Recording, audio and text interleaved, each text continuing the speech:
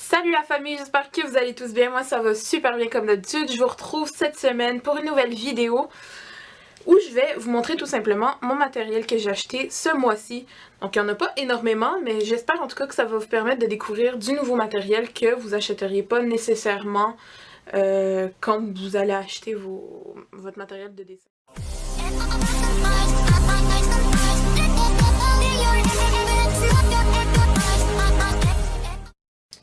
Je tiens à préciser aussi que tout le matériel que je vais vous présenter dans cette vidéo, je l'ai acheté chez Dessert, donc c'est un magasin qui est disponible uniquement au Canada malheureusement. En France, je pense que vous pouvez les trouver dans vos magasins d'art spécialisés ou tout simplement sur internet. Je vais vous mettre tous les noms exacts dans la description pour que vous puissiez aller les rechercher et trouver ce que vous avez besoin. On commence tout de suite avec un truc assez simple. Donc je me suis acheté un liner assez basique.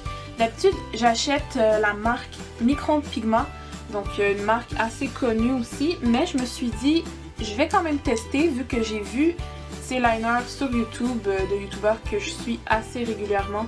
Je me suis dit, bon, on sait jamais, on teste quand même, puis si ça nous plaît, ben, tant mieux, on payera moins pour un produit qui est de meilleure qualité, pourquoi pas. La taille, c'est du 0,3 mm, pardon. C'est Pigment Liner, un noir, évidemment, encore une fois, de la marque Staedtler. Donc résistant à l'eau, résistant à la lumière, permanent, tout le tralala, waterproof. Celui-là, pour le prix, je l'ai acheté à 2,33 $. Personnellement, je trouve que c'est assez raisonnable. Pour le prix, c'est déjà moins cher que les Micron Pigment. Donc vraiment, n'hésitez pas à tester. Moi, personnellement, je l'ai testé un petit peu tout à l'heure après l'avoir acheté. Puis je trouve qu'il y a pas vraiment de différence entre les Micron et les Staedtler.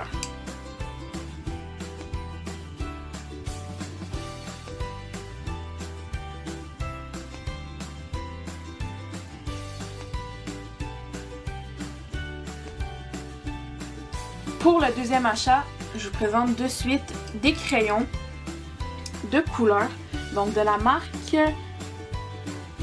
Koh-i-Noor. Je vais vous mettre encore une fois le nom au complet dans la barre de description. C'est la gamme Progresso si je me trompe pas. En fait, ce qui est spécial avec ces crayons-là, c'est que d'habitude dans les crayons de bois, vous avez la mine au bout. Ensuite, vous avez du bois, bref, tout le long du crayon. Mais pour celui-là, c'est vraiment différent et c'est vraiment quelque chose que j'adore. La mine, en fait, c'est tout le tour, en fait. En fait, le crayon, c'est la mine au complet. Je sais pas trop comment vous expliquer, mais vous n'avez pas de bois en fait en dedans. Vous avez juste une couche de lac au-dessus, ce qui donne un effet un peu métal. C'est comme si vous teniez un truc lourd en métal. Mais l'effet lourd quand vous le tenez, c'est extrêmement agréable quand on dessine. Donc vraiment, je vous le conseille. Donc encore une fois, la gamme Progresso de Koh-i-Noor Natural Sepia. Donc ça c'est la couleur Sepia. Ensuite, j'ai acheté une couleur bleu ciel, donc sur la référence Sky Blue. C'est un bleu ciel tout simplement. Encore une fois, la mine, il n'y a pas juste une petite mine, c'est vraiment tout le crayon que vous taillez. Donc ça dure extrêmement plus longtemps, d'après ce que j'ai entendu. Ensuite, tout simplement, du noir. Donc black. Et puis, je me suis permis d'acheter un blanc. Donc vraiment, ce que j'aime encore une fois de ces crayons, c'est que les pigments sont vraiment vifs. Donc c'est vraiment très pigmenté. En fait, c'est comme du pastel sec. Je sais pas si vous avez déjà testé, mais c'est similaire à du pastel sec pour moi, tellement la mine est pigmentée, c'est un truc de fou. Et puis, justement, comme je vous disais, j'ai acheté le blanc pour l'utiliser avec mes points de lumière ou pour quand vous faites, vous coloriez un espace avec des crayons de couleur, vous pouvez tout simplement le prendre et puis repasser, recolorier par-dessus la couleur pour que ça fond la couleur et que vous ne voyez pas les traces du crayon, des coups de crayon. Donc encore une fois, un gros coup de cœur, vraiment. Pour le prix en plus, si on va parler du prix, je vous le dis, c'est vraiment un truc abordable, mais très abordable.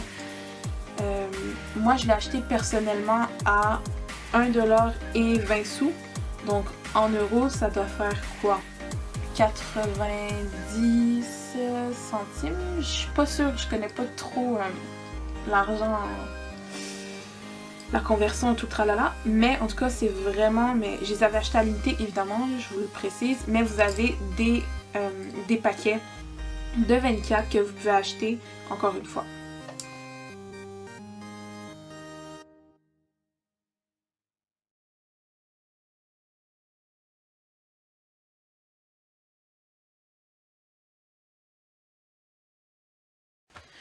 Maintenant, on passe au meilleur moment de la vidéo, en tout cas pour moi. Donc, c'est vraiment un truc que j'avais très hâte de tester et d'acheter.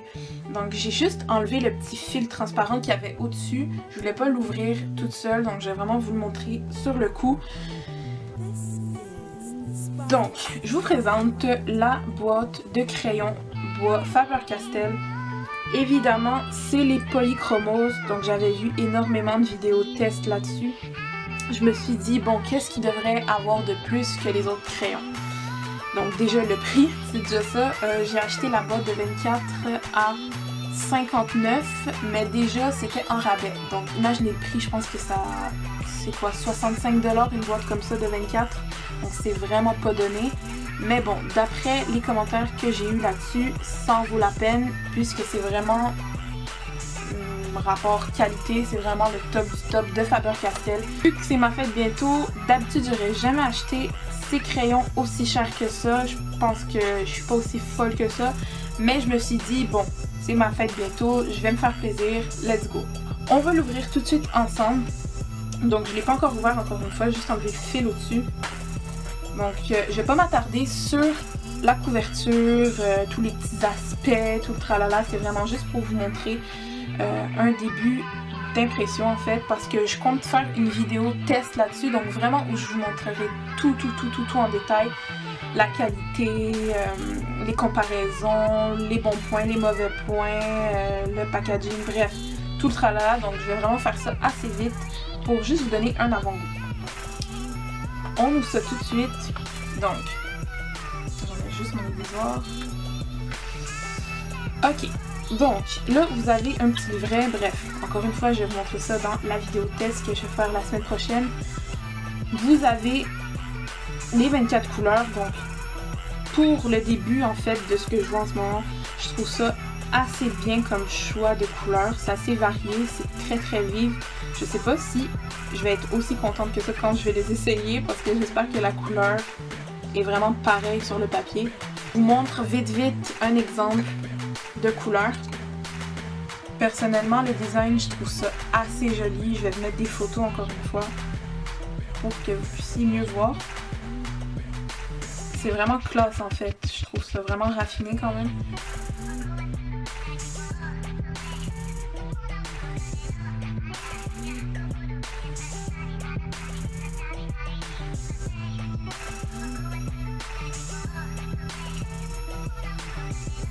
Après, question qualité, bon, évidemment, je sais très bien que c'est pas de la merde, si on peut dire ça comme ça, mais reste quand même à voir ce que ça donne vraiment. Pour le troisième achat, c'est pas très fameux, mais je me suis acheté un aiguisoir, donc je me suis permis de l'acheter en quand même assez bonne marque, parce que tout simplement, j'avais des aiguisoirs chez moi, mais ils étaient tous maganés. En fait, c'est juste des aiguisoirs que j'avais quand j'étais petite, que j'apportais à l'école. Donc avec le temps, ça s'use assez facilement et puis ça magane un peu les crayons. Vu les crayons quand même assez chers que je viens de m'acheter, j'avais pas envie de les gaspiller, vraiment de les maganer, vu le prix que ça a vraiment. Donc je me suis dit, ok, pourquoi pas, je vais m'acheter un aiguisoir d'assez bonne qualité. Encore une fois, c'est de la marque Faber-Castell. C'est pas fameux, encore une fois, c'est assez simple. Vous avez un trou en dedans que vous ouvrez comme ça en fait. Vous avez un trou pour les color grip. Vraiment, personnellement, je sais pas c'est quoi du tout. Je pense que c'est une gamme de crayons bois spécifique en fait qu'ils ont fait pour ces crayons.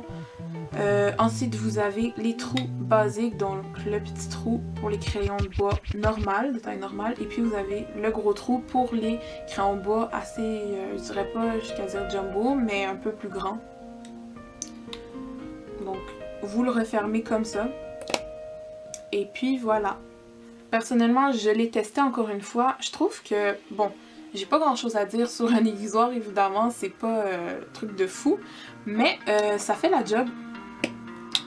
Maintenant, c'est à voir si ça va durer longtemps. Je vous en redonnerai des nouvelles. Pour le prix, ça a été 5$ et quelques, donc avec les taxes 6 et quelques.